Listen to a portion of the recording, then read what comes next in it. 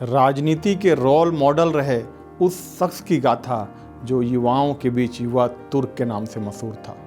उस शख्स की कहानी जिसे इंदिरा गांधी सरकार में कई बार कैबिनेट मंत्री बनने का ऑफर मिला और वो उसे लगातार ठुकराता रहा। जिसे वीपी सिंह की सरकार में भी उप प्रधानमंत्री बनने का आमंत्रण मिला पर उसने उसे भी ठुकरा दिया। समाजवादी विचारधारा के साथ राजनीति में कदम रखने वाले उस शख्स की कहानी जिसने कांग्रेस में रहते हुए भरे मीटिंग में इंदिरा गांधी से ये कह दिया था कि या तो कांग्रेस को समाजवादी बना दूंगा या फिर इसे तोड़ दूंगा। सीधे प्रधानमंत्री बनने की जिद पालने वाले उस शख्स की कहानी जिसे प्रधानमंत्री पद से नीचे कुछ मंजूर ही नहीं था और आखिरकार देश ने भी उन्हें अपने 8वें प्रधानमंत्री के रूप में चुन ही लिया। जी हाँ, आज बात करने आया हूँ सन 1990 में देश के 8वें प्रधानमंत्री के रूप में शपथ लेने वाले श्री चंद्रशेखर की। भूतपूर्व प्रधानमंत्री चंद्रशेखर की संघर्ष गाथा इतनी दिलचस्प है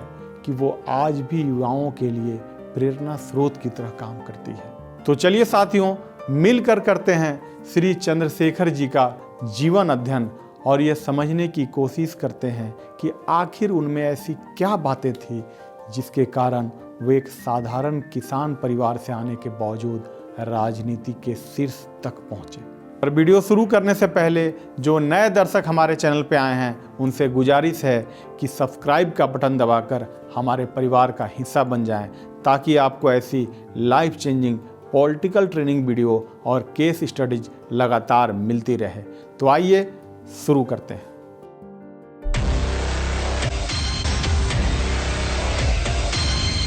साथियों, चंद्रशेखर ये मानते थे कि राजनीतिक महानता अवसरवादिता से नहीं बल्कि अडिग विचारधारा से प्राप्त की जा सकती है। उनके इस राजनीतिक सीख को समझने के लिए आपको लिए चलते हैं उनके उन 2 दिलचस्प किस्सों पर जिनके साथ तत्कालीन प्रधानमंत्री इंदिरा गांधी भी जुड़ी हुई हैं। पहला किस्सा बात तब की है जब चंद्रशेखर कांग्रेस में थे और इंदिरा गांधी प्रधानमंत्री थी। राष्ट्रपति चुनाव आ चुका था और कांग्रेस के सारे बड़े नेता नीलम संजीव रेड्डी को राष्ट्रपति बनाना चाहते थे। बकौल प्रधानमंत्री इंदिरा गांधी ने भी नीलम संजीव रेड्डी के नॉमिनेशन पर अपनी सहमति दे दी थी, पर चंद्रशेखर इस नाम के खिलाफ थे। यहाँ कोई और नेता होता तो पार्टी और उसके आलाकमान का रुख देखकर चुपचाप बैठ जाता, पर चंद्रशेखर ने ऐसा नहीं किया। वे उस वक्त बेंगलोर में थे और वहीं से उन्होंने बगावत करते हुए कहा कि मैं अपना वोट अरेबियन समुद्र में फेंक दूंगा पर नीलम संजीव रेड्डी को कभी नहीं दूंगा।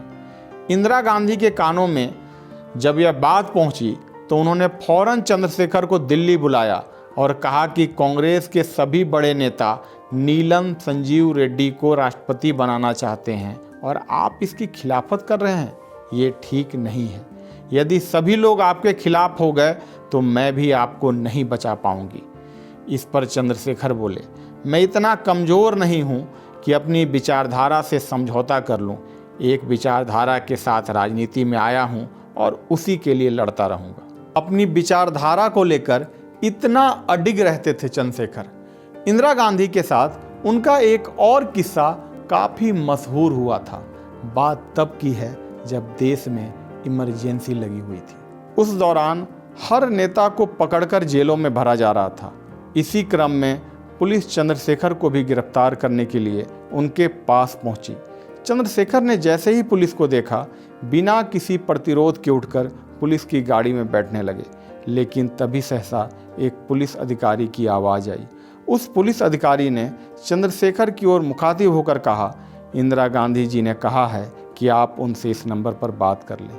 चंद्रशेखर ने पुलिस अधिकारी के हाथों में पड़े उस कागज़ के टुकड़े को उठाया जिस पर फ़ोन नंबर लिखा था और फ़ोन लगाया। उधर से इंदिरा गांधी की आवाज़ आई।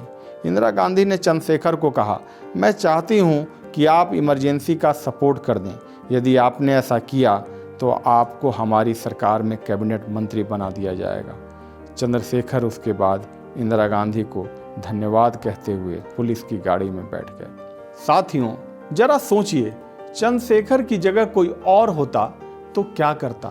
क्योंकि भारत सरकार में कैबिनेट मंत्री का पद कोई छोटा मोटा पद नहीं होता। पर चंद्रशेखर ने अपनी विचारधाराओं पे अडिग रहते हुए इस पद को ठुकराकर जेल जाना पसंद किया। ऐसे थे हमारे 8वें प्रधानमंत्री श्री चंद्रशेखर। और ऐसा भी नहीं था कि इन सब घटनाओं के कारण चंद्रशेखर के मन में इंदिरा गांधी के प्रति कोई द्वेष भाव आ गया था, बल्कि उनके जानने वाले, उनके करीबी ये बताते हैं कि चंद्रशेखर के मन में इंदिरा गांधी के प्रति अथाह सम्मान था। प्रधानमंत्री नरेंद्र मोदी श्री चंद्रशेखर के जिंदा दिली और अपनत्व की भावना को याद करते हुए बताते हैं कि एक बार वे और भैरव सिंह शेखावत पार्टी के काम से कहीं जाने के लिए एयरपोर्ट पहुंचे। तभी चंद्रशेखर भी कहीं की यात्रा करने के लिए एयरपोर्ट पहुंच गए। जैसे ही भैरव सिंह शेखावत ने चंद्रशेखर को देखा, वो अपने जेब में पड़ा कुछ सामान निकालकर मोदी जी की जेब में डालने लगे। मोदी जी उस घटना को याद करते हुए बताते हैं कि दरअसल भैरव सिंह शेखावत को पान मसाला खाने की आदत थी और चंद्रशेखर इसके सख्त खिलाफ थे। चंद्रशेखर भैरव सिंह को हमेशा उनके स्वास्थ्य की दुहाई देकर टोका करते थे कि वे पान मसाला खाना छोड़ दें। साथियों, जरा सोचिए, कहाँ जनसंघ की विचारधारा जिससे भैरव सिंह शेखावत जुड़े थे और कहाँ श्री चंद्रशेखर की विचारधारा। पर राजनीतिक विचारधाराओं की इस प्रतिद्वंद्विता के बीच भी कैसे भावनात्मक जुड़ाव स्थापित कर पाते थे चंद्रशेखर। आज जब देश राजनीतिक कट्टरता के दौर से गुजर रहा है, राजनीति में मौजूद लोग अपने राजनीतिक विरोधियों को अपना दुश्मन मान बैठे हैं, विचारों का मतभेद मन भेद में बदल चुका है, वहां चंद्रशेखर और भी प्रासंगिक हो जाते हैं। साथियों, भारत की राजनीतिक परंपरा सौहार्द वाली रही है, जो धीरे धीरे राजनीतिक कट्टरता की तरफ बढ़ती जा रही है। इसे रोकना होगा और इसे रोकने की प्रथम जिम्मेवारी हम युवाओं के ही कंधों पर है। राजनीति में मौजूद हर युवा को चंद्रशेखर और उनके समान नेताओं से सीखना होगा, तभी भारतीय राजनीति अपनी मूल परंपरा में वापस लौट पाएगी। दोस्तों, आज तो मैंने वीडियो भूतपूर्व प्रधानमंत्री श्री चंद्रशेखर पे बनाया है, पर आप मुझे नीचे कमेंट करके बता सकते हैं कि आप भारत के किस पावरफुल लीडर के बारे में जानना चाहते हैं।